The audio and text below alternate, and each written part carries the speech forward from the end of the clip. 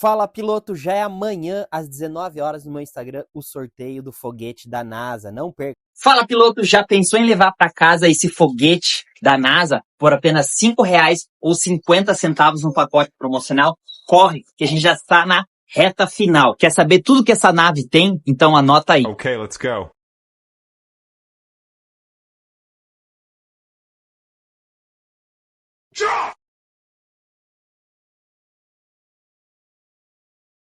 E além do mais, você vai estar me ajudando na temporada 2025. Garanta seus números e a gente se vê nas pistas. Valeu! Fala, pilotos, bem-vindos a mais um vídeo do Fofocross. Hoje vamos estar falando da nona etapa do AMA Motocross Ironman, uma pista super maneira, os super saltos, né? O salto Godzilla, Monster Lunch, que é uma super mesona, os pilotos dão super entortadas, matadas.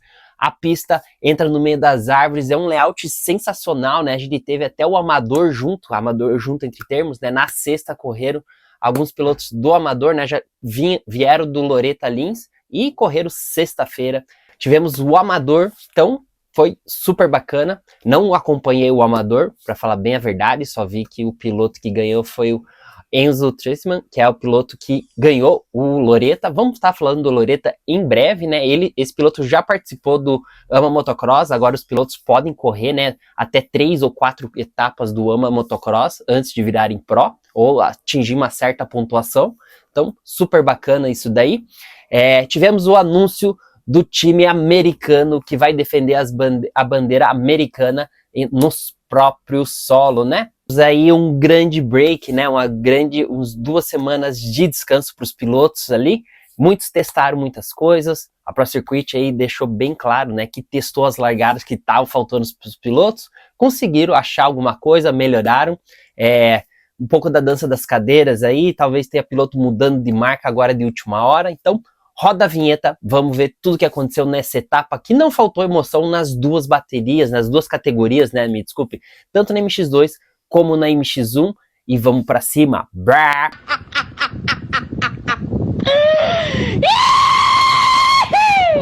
Speed Shop, o aplicativo para quem vive do universo off-road. Compra e venda de peças, equipamentos, motos e produtos novos e seminovos. Tudo isso em um só lugar. Disponível agora em iOS e no Android. Tá esperando o que para baixar o aplicativo? Baixa agora e vem acelerar com a gente. Speed Shop, feito de piloto para piloto. Baixe agora na Store do seu smartphone. Começando a falar da pista, né? Puta, a pista é super bacana, né? Mudaram um pouco o layout do ano passado já. Tiraram aumentaram um pouco para o meio do mato, tiraram um outro pedaço da pista. Na minha opinião, mataram a parte do Godzilla, né? Que era um super mesão subindo e depois um super mesão descendo, né? Fizeram tipo um triplo de subida agora e já caíram na curva dentro e uma mesinha descida. Dá menos manutenção, no meu ponto de vista, né? A descida, porque ele pega bem menos velocidade ali. Então, mas tirou um brilho um pouco da pista, essa parte. Claro, aumentaram a parte no meio da árvore ali, por isso o pessoal fala que é muito GNCC, né, tipo um cross country, né, faz bastante sombra isso e aquilo. Então, tem os prós e os contras. A pista, na minha opinião, não que deixou a desejar nada, mas a pista ficou super técnica, o pessoal trabalhou bastante, é um terreno mais seco, parecido com o do Brasil, mas de bastante canaletas, então o piloto alternando, né, os traçados, achando uma linha exata, assim, às vezes ganhava um bom tempo e aconteceu isso nas baterias, né, tanto na MX1 como na MX2, já vamos estar falando disso.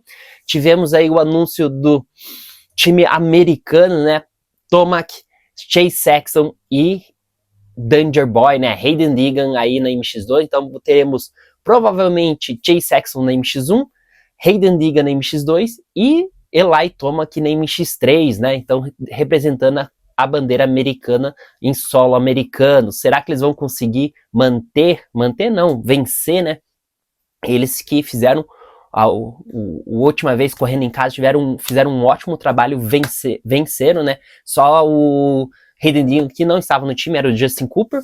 Porém, o Hayden Deegan está na sua melhor fase. E falando de Hayden Deegan, não podemos deixar de lado aí que ele já assinou seu contrato para andar na 450 na próxima temporada. Em 2026 já veremos o Hayden Deegan de 450. Pô, já vai ser no Supercross, no Super Motocross? Não.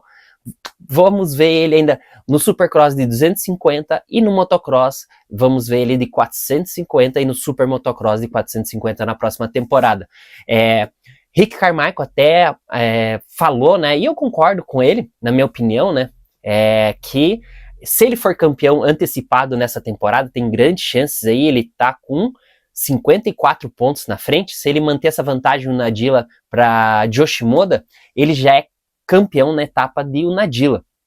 E ele poderia estar correndo a última etapa de 450. Por que correr de 450? Ah, tem que chegar e já bater de frente com os caras. Não, para ele entender como é correr de 450. Ele falou que já testou as motos 450, que a moto é super bruta, super forte, surpreendeu ele um pouco, para ele já pegar isso daí e ele já entender o que espera ele da próxima temporada, não ir às cegas, vamos dizer assim. Jeff Herlings cometeu esse erro, não que cometeu esse erro, ele já tinha corrido de 450 algumas vezes, e foi com a expectativa lá em cima, né? Começou o campeonato super abaixo, aí ele foi entendendo, no meio do campeonato ele virou uma chave e começou a vencer, brigar por vitórias. Mas era o cara que tava brigando do 10º para trás no começo do campeonato. Claro, veio de fratura, que era normal, de Jeff Herlings, né? Machucou, enfim, mas são essas coisas que pro piloto não começar já desfalcado, vamos dizer assim, desfalcado não, saber, ser pego de calça curta.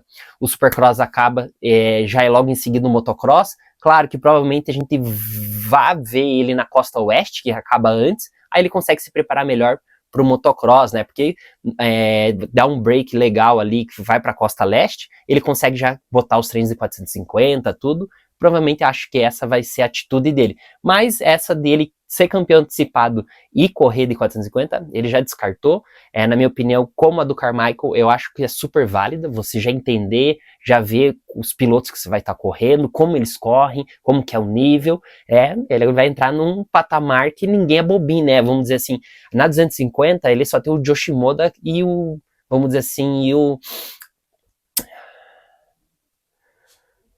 número 16, esqueci o nome dele, pô, tá difícil essa memória, é o piloto francês, Tom Vial, que tem uma carga, uma experiência super grande, os outros pilotos mal subiram no pódio ali, então, quando ele vai para 450, os pilotos ali são os caras, já venceram várias vezes, já sabem correr, sabem dosar energia, então é totalmente diferente correr na MX1 do que na MX2, então, de Hayden Deegan é isso daí. Ele se sentiu pressionado nessa etapa, já vamos estar falando, né? Ele falou que por ser chamado para andar pro time americano, tudo, ele queria vencer na frente do público e deixar um recado, né? E foi isso que ele fez. Vamos falar também de talvez uma mudança aí de Jorge Prado, né? A novela ainda continua, ele ainda tá brigando com a moto, isso e aquilo, o pessoal tem descido o dedo, né? Até o pessoal da Europa falou, a gente esperava ele brigar entre os 5, né? Por mais que ele começasse entre os 5 e depois fosse melhorando, né? Mas tá um pouco abaixo do esperado. Talvez a moto não esteja do jeito que ele quer, isso e aquilo. E com isso daí parece que Jorge Prado bateu na porta da KTM e se ofereceu para andar de KTM na próxima temporada. Isso apenas por bônus, né? Sem salários, apenas por bônus. Ele sabe da situação financeira da equipe, né? Do time KTM, não da equipe, né? Mas da marca KTM. Então, ele falou que não, as entrelinhas, vamos dizer assim, entrelinhas não, o pessoal, o bafafá aí, fala que se ele conseguisse se livrar do contrato da Kawasaki, era isso que iria acontecer. Então, possivelmente a gente veja aí Jorge Prado na KTM na próxima temporada e vai livrar essa vaga aí na Kawasaki, que vai ter Chase Sexton, que já é cotado, né, 110%, ainda não foi anunciado, mas 99,9% que ele vai de Kawasaki, teria uma mudança de companheiro de equipe. Então isso aí é um pouco do bafafá que rolou entre, vamos dizer assim, do Fofocross americano, e vamos falar das baterias. Começou na 250, foi uma das etapas de pegar fogo, né? Os principais pilotos, os dois primeiros largaram, o primeiro e segundo lugar no pelotão da frente, né? Yoshimoda, primeira bateria, larga e fala tchau meus amigos, né? A Hayden Deegan alavanca um pouco ali, acompanha ele um pouco e vai ficando para trás, mas nos últimos 10 minutos ali, Hayden Deegan fala, não cara, vou pegar você, né? Desceu a mão no acelerador ali e foi lá, buscou o Japa San e venceu, né? E ele que é o Joe Shimoda, que é conhecido, né? O Joe Wasabi, como o Stuart fala nas transmissões, é conhecido por ser muito forte no final das baterias. Nessa não conseguiu, né? Sentiu bastante em ambas baterias, não conseguiu render na parte final da bateria, perdendo contato com o Heidenreich. A primeira que ele estava liderando, não conseguiu manter o ritmo ali, acompanhando volta a volta, subiu o ritmo dele, o Heidenreich veio mantendo, abaixou o tempo e executou, né? E depois da entrevista, a Heidenreich fala que ele queria vencer o Joe Shimoda nesse estilo, né? No final das baterias, pro pessoal parar de falar que ele é o cara só no final das baterias, não sei o quê. E Heidenreich mostrou que ele realmente é o cara e matou o Japa nas duas baterias no final. Joe Shimoda na segunda bateria não largou tão bem, mas foi logo para segundo. Heidenreich largou na frente, mas não conseguiu acompanhar, né? Aos poucos ele foi perdendo contato e no final desistiu ali. Tom Vial fez uma prova bem sólida, vamos dizer assim, demorou para assumir a terceira posição na primeira bateria, não tinha mais chance de ver o pelotão. Na segunda ele larga melhor, fica ali na frente brigando um pouquinho, mas não consegue acompanhar o ritmo desses pilotos, né? E todo mundo fala aí que a ida dele pro MXGP é certa já pro HRC, né, o time da Honda. Ele e Jeff Herlings provavelmente vão ser companheiros de equipe no time Honda na próxima temporada. É o bafafá, né? Não tem nada certo, mas é o que se falam aí. Então, faltou um pouquinho no final das duas baterias, principalmente da segunda, né? A primeira ele tirou a mão, realmente, manteve ali a terceira posição, mas tá faltando um gásinho aí pro Tom Vial. Tem andado super técnico, no começo ele é até mais rápido, às vezes ele bateu voltas mais rápidas da bateria, né? O pessoal falou, o Tom Vial foi as duas últimas voltas foi o mais rápido, tudo, porém não tá conseguindo ter essa constância, talvez o setup da moto, tá tendo algumas dificuldades. O lado, vamos dizer assim, talvez essa situação de, eu vou ficar nos Estados Unidos, vou para a Europa, o que eu vou fazer? A gente não sabe, então vamos ver o que vai estar acontecendo aí com o Tom Vial nas próximas semanas. Dois pilotos chamaram a atenção, foi Gary Marchbanks, que fez melhores largadas, andou muito bem, né? Principalmente na segunda bateria, que veio de trás, passando o pelotão, brigou com o seu companheiro de equipe ali, fez 2 quartos lugares, se eu não me engano, ou fez um quarto e um quinto. Na primeira bateria veio realmente de sexto, sétimo, veio, foi para cima, assumiu, até chegou no Tom Vial um pouco. Quem largou bem e não andou muito bem foi Levi Kitchen, que, como eu falei, o próximo parece que achou alguma coisa na moto, um sistema, um setup melhor para as largadas, os pilotos largaram melhor. Outro fato interessante é que uma hora da equipe, da corrida, né, os pilotos estavam em sequência, né, era o trenzinho, era o quinto, sexto, sétimo e oitavo, né, a equipe em sequência, né, era Levi Kitchen, Gary Marchbanks, Seth Remaker e Drew Adams. Então, bacana isso daí, porém poderia ser entre os 4 primeiros, né, como a gente viu antigamente. Outro piloto que tem chamado muito a atenção é Michael Rapp, que veio aí que a Triumph não teve equipe oficial 2025 de 450, ele estourou a idade para correr na MX2, no Mundial, então cederam uma vaga para ele e ele tem aberto os olhos da equipe, né? A princípio era só para ele fazer esse ano e parece que vão fazer uma oferta para ele correr a próxima temporada em solo americano. A gente não sabe se vai ter equipe na 450 oficial na próxima temporada. O bafafá é para ter, tanto nos Estados Unidos como no Mundial. Então vamos ver o que vai estar acontecendo aí. Possivelmente a gente vê Mike Rapp em terras americanas novamente na próxima temporada aí. Então da 250 isso daí. Heidenreich em primeiro, Joe Shimoda com 54 pontos atrás. Então Joe Shimoda vai ter que suar a camiseta em Unadilla próxima etapa para manter suas chances vivas aí de ser campeão no AMA Motocross, ainda faltando 2 etapas. Agora vamos para 450, que teve de tudo, cara, em todas as baterias, né, na primeira e na segunda. Na primeira a gente viu o Eli Tomac fazendo, ele fez os 2 roll shot, né, mas ele largando na frente, ele falou, porra, é o cara, né, hoje ele vai, e logo no começo, né, eu assistindo, até anotei aqui, ele andando super tenso na moto, dava pra ver que ele tava brigando com a moto, a pista realmente tava difícil, Quando você vê esses caras tendo dificuldade, assim, meio travado, é que o negócio tá punk, né? Os caras são super acostumados, mas dá pra ver que o Tomac tava além do normal, assim, ele tava andando tenso, né? Parecia ser nervoso, não posso cair, alguma coisa assim, ou o cara não tá confiante, né? Ele falou que tava um pouco gripado, tudo, o nível de confiança dele tava mais baixo, porém, aos poucos ele foi perdendo terreno na etapa e fez um 6º lugar. Quem se aproveitou disso foi Hunter Lawrence, que andou muito bem, né? E no finalzinho cedeu ali. Agora falando do finalzinho, né? Hunter Lawrence largou na frente, largou junto com o Tom, aquele Tom que assumiu a frente, depois dos 7 minutos ele assumiu a ponta, foi até a placa de 2 voltas praticamente na frente, né? E aí teve a corrida que a gente queria ver, né? Chase Sexton e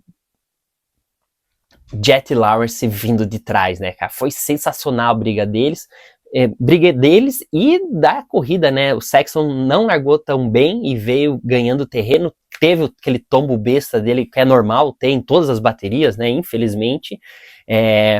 Caiu. Então o Jet veio, se aproximou, e falando agora dos dois, né? É impressionante como o Jet, ele tira uma carta da manga quando ele precisa, né? Tipo o Roczen, quando larga, o Roczen não larga tão bem, as primeiras voltas dele é impressionante, aí depois ele entra no ritmo. E o Jet é isso daí, ele vem no começo, cara, ele vem passando os caras, parece que os caras estão parados, né? E depois que ele chega a um certo ponto, ou cansa, alguma coisa assim, ele diminui o ritmo e vai até o final naquele ritmo ali.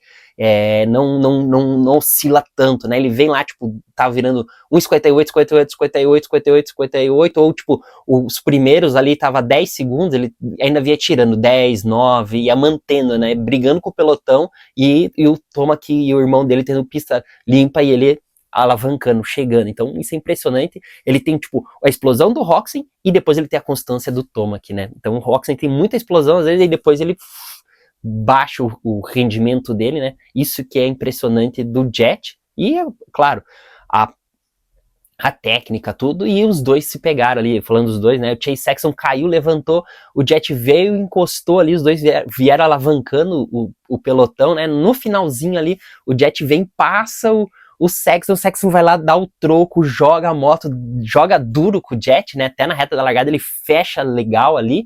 E aí o Jet, acho que acaba a energia dele, ele falou que testou algumas coisas diferentes na moto, e também ele tava tendo problema, acho que com azia, alguma coisa, e ele tomou um remédio pra, ele tava tendo problema com a comida, que a comida ficava muito tempo no estômago dele, então ele meio que passava mal, às vezes queria vomitar, e ele tomou uns remédios pra vamos dizer assim, esse efeito ser mais rápido, né? E ele falou que ficou sem energia, né?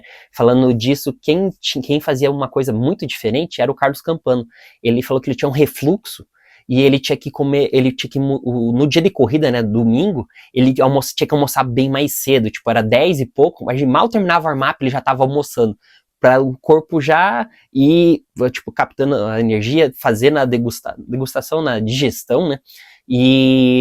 E aí ele conseguia passar o dia inteiro, ele comia mais umas coisinhas sem ter refluxo durante as baterias, né? Isso ele falou que é do corpo dele, que ele aprendeu desde pequeno, vamos dizer assim, ele tinha que fazer domingo de corrida isso. Então, pra você ver que às vezes cada atleta tem que achar alguma coisa, vai ter um problema diferente do que o outro, talvez o nervosismo, isso e aquilo. E o Jet falou que com isso ele ficou sem energia no final e teve que abrir as pernas ali, e com isso o Sexton vai para cima do irmão do Jet, do Hunter, executa a ultrapassagem, linda ultrapassagem, o jeito que ele anda também. Ainda vamos assim, o Jet ainda tirava umas cartas da manga depois do Monster Launch, aí ia naquela curvinha atrás da árvore ali, descia, aí tinha tipo 2 King para ir para aquela sequência que passava debaixo da ponte, né? O Jet saltava tudo lá no outro King, ali ele encostava um pouco no Sexton, às vezes que ele conseguia tangenciar e não ver que não ia pegar o Sexton, mas é impressionante que ele tinha no meio da bateria, né? O cara nem saltou durante isso aí, ele vai, pum. Tanto na segunda bateria, a gente vai falar daqui a pouco, depois dessa sequência ele saltava 4, né? Ele saltava 2 ou 3 ali, e tinha mais uma costela e saltava lá dentro das canaletas. Impressionante, isso que eu fico assim, de boca aberta, que os caras conseguem fazer durante a bateria, né? Tanto no Supercross também, às vezes eles nem fizeram a sequência, mas chega na hora da corrida, eles, pum, tiram a carta da manga e pá, fazem, né? Então, esse é o que me deixa mais abismado, assim, desses caras, né? São os extraterrestres, na minha opinião. Então, Primeira bateria deu Saxon, Hunter e Jet, né? Daí, beleza, eu fui fazer outras coisas e só peguei depois a bateria. Daí eu olhei a largada, assim, né? Já tinha acontecido, olhei na reprise, falei, que porra que o Jet tá fazendo, largando lá fora, né? O Saxon também não largou tão bem. Falei, cara, esse cara é burro, o que ele fez, né? Já fez mal na primeira bateria, e aí que fui ver as notícias, né? O Jet foi penalizado em uma volta por queima de largada, vamos dizer assim, né? O cara que tava do lado dele tava o Jet mais um outro piloto, que eu não me lembro o nome, acho que é o Jeremy Hand, número 68, e mais o Barcia. E esse cara falseia, né? Ele às vezes tá nervoso, alguma coisa, e quer dar o pulo para largar bem. Foi, né? E o Jet vai com tudo, bate no gate, o gate cai para frente, ele perde tempo, ainda sai, né? Tipo, na minha opinião, o gate não poderia ter caído para frente, tinha que ter a travinha dele lá, pra ele bater, ficar preso, o cara desce da moto, volta. E com isso, o Jet sai antes, né? Realmente, só que ele perde ali, depois praticamente larga de último, né? O Barcia larga um pouquinho melhor do que ele ali, o Barcia também comentou. Falou, pô, o cara falseou, eu fui pra cima, perdi equilíbrio, perdi os apoios do pé ali, saí de último praticamente e foi ganhando posições durante a bateria. Então o Jet com isso foi penalizado, na minha opinião, o AMA acho que penalizou ele nessa uma volta de terceiro para 17º, que ferrou ele na pontuação, para ele não ser campeão antecipado e prolongarem, vamos dizer assim, esse campeonato até o final, né? Não, vamos dizer assim, não ia fazer muita diferença, né? Lembrando que o Jet aí tem 47 pontos na frente do irmão, né? Imagina quantos pontos ele tava antes dessa bateria, que eu não me lembro da última etapa, não tá aqui nas minhas anotações. Então, da primeira bateria foi isso, Toma que se travou, na segunda o Toma que larga na frente novamente, porém ali com uns 10 minutos, Saxon não, me desculpe, o Jet assume a liderança, Toma que segundo, Hunter terceiro ali, o ritmo bem intenso até que o Jet começa a olhar para trás, né, fala, cara, cadê esses caras, né, e com isso, vamos dizer assim, com 12, acho que foi com 10 minutos, não, acho que ele assumiu a liderança com 5 minutos, por ali, e com 10 para 12 que aconteceu, que eu vou falar agora, o Hunter cai na curva da chegada ali, né, sai, e o Saxon vem vindo, né, ele já vinha vindo junto com o Jet também não fez uma ótima largada, como eu falei, porém, o Jet se livrou mais fácil, e o Saxon acaba caindo, né, depois do Godzilla lá, ele vai fazer a mesinha descendo, a moto escapa, ele acaba perdendo algumas posições ali que depois demora para ele ultrapassar o pelotão de novo. Por quê? Porque às vezes quando o cara te passa num lugar da pista, fala, puta, ali é mais rápido.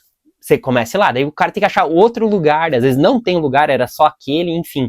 Às vezes também já pegou, o cara já se soltou mais na pista, então vamos dizer assim, ele sofreu mais. E o Jet com isso, tira aquela carta da manga, né, vem absurdamente, passa todo mundo e ó, assume a liderança e de repente seu irmão cai, o Saxon vai com tudo ali, né, salta e no King acaba caindo, né, o pessoal fala que talvez pode ter entrado terra, travou o freio dianteiro, alguma coisa aconteceu. Na minha opinião não foi erro do Saxon, talvez a moto pode ter quicado um pouco, ele pode vir um pouco mais rápido, ela pula demais um buraco, quando ele era acostumado a moto quicar no buraco, ele já tinha passado, a moto quicou ao contrário, mas dá pra ver que a roda vem travada dianteira, ela já sai do salto travada, e ele vai freando o traseiro pra moto não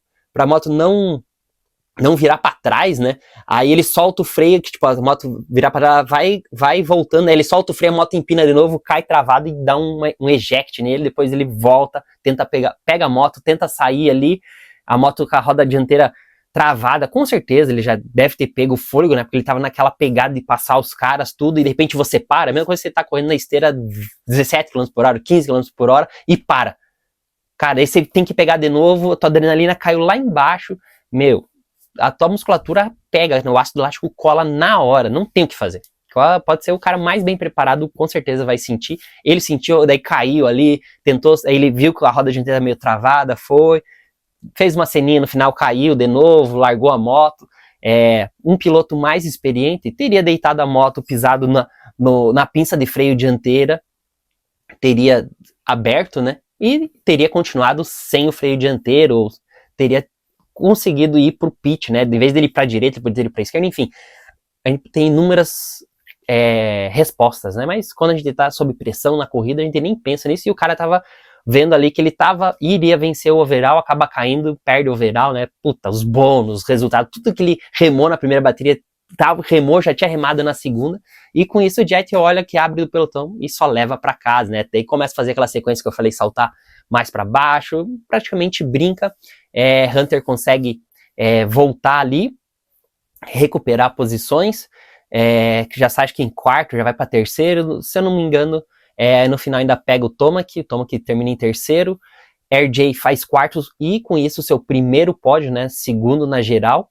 Muito bacana o RJ, que não teve, como eu falei do Supercross, que ele correu 250, ele terminou o Supercross, teve que operar o pulso, tirar os pinos que estavam incomodando ele, então ele foi pro motocross praticamente sem treino, né, e com isso prejudicou ele, mas ele tem sido constante, né, batido na trave ali, quarto na geral, quinto, bastante terceiro em algumas baterias, e nessa deu tudo certo, né, até ele mesmo comentou, ele falou,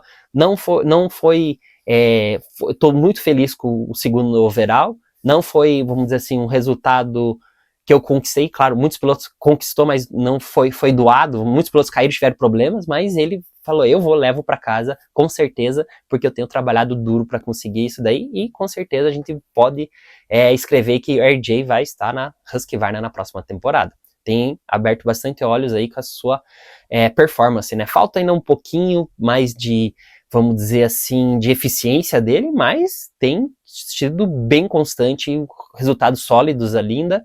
Vamos ver o que a gente espera na próxima temporada dele aí, e até mesmo nesse final de temporada aí, que a gente possa ver, né? Ele até comentou antes que essa era a etapa que era uma das melhores etapas, que ele sempre teve bons resultados, e dessa vez ele reafirmou, né? Conseguindo seu primeiro pódio na 450. Então, o overall foi Hunter com sua primeira vitória, com 2 segundos lugares. Segundo lugar, RJ. Terceiro, Tomac, né? Com isso,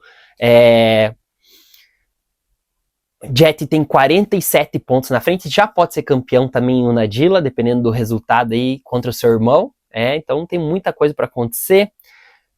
Então vamos ver o que a gente espera da próxima etapa. A gente já vai ver os grandes campeões, essa novela de Prado, o que vai estar acontecendo. Então acompanhe um pouco aí que a mídia internacional não, a americana trouxe pra gente.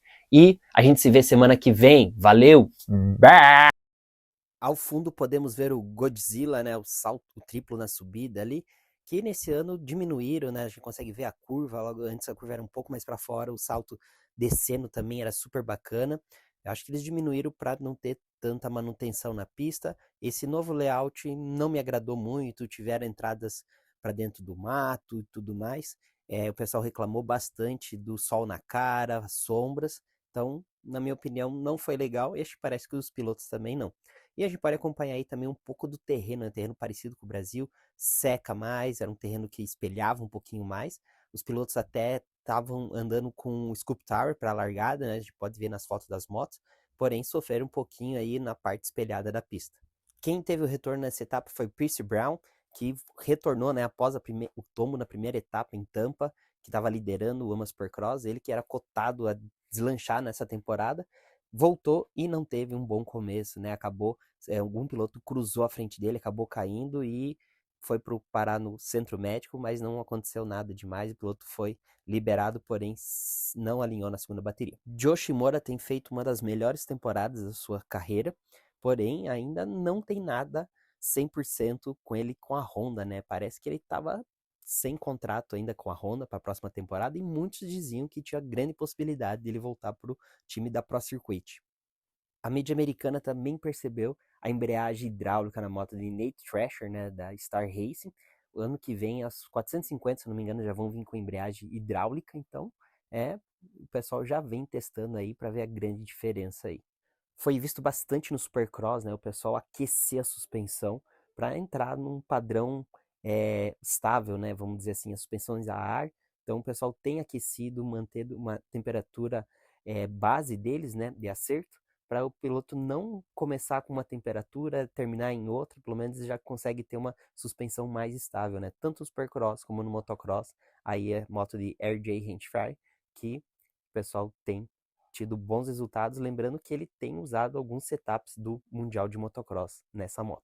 Na equipe oficial Triumph foi notado um novo patrocinador, Pristine Action. Não sei ainda o que é, vou procurar trazer para vocês, porém lembrando que a equipe no Mundial de Motocross utiliza Monster e no americano eles não têm o patrocínio da Monster, então conseguiram um novo patrocinador aí, Master, para a equipe. A novela Kawasaki Prado ainda não acabou, eles têm trabalhado duro para dar o melhor para o piloto. Eles trouxeram o piloto de teste, né, oficial da Kawasaki do Japão para desenvolver a moto para ele aqui e possivelmente também para Chase Sexton. Parece que ele conseguiu um novo acerto DCU para a moto ter mais potência do jeito que Prado gosta. Particularmente, obteve melhores resultados nessa etapa. A gente espera ver melhores resultados de Prado nas próximas etapas. Com melhores acertos no motor, a equipe também começou a se focar no chassi e suspensão, né? Lembrando que a equipe utiliza muito Showa, né? E o Prado escolheu a Kayaba, tem obtido melhores resultados e o pessoal tem trabalhado muito forte com a Kayaba desde o tempo de Tomac, né? Que também era apaixonado pela Kayaba e não gostava da Showa. Os agentes do irmãos Lawrence e também de Gary Marchbanks tem sido visto normalmente na carreta da Pro Circuit e parece que Gary Marchbanks conseguiu renovar seu contrato para a próxima temporada com a Kawasaki Pro Circuit.